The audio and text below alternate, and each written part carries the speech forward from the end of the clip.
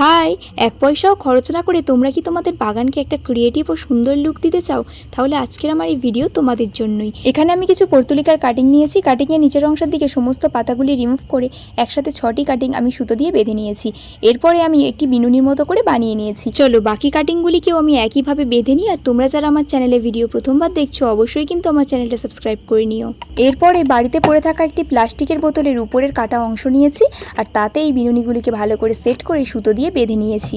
তারপরে একটি ছোট্ট টবে এটাকে ভালো করে বসিয়ে উপর থেকে মাটি ও জল দিয়ে দিয়েছি।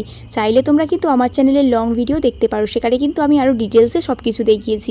উপর থেকে কিছু নুড়ি পাথর ডেকোরেশনের জন্য দিয়ে দিলাম। তারপরে আমি উপরের ডালগুলিকে হালকা হালকা কেটে দিয়েছিলাম। এর ফলে কিন্তু আরও নতুন নতুন ব্রাঞ্চ বের হবে।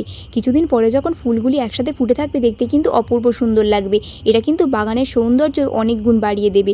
আজকের আমার এই ভিডিও ভালো লাগলে অবশ্যই কিন্তু ভিডিওটা লাইক করে দিও। আজকের মতো চলি, বাই।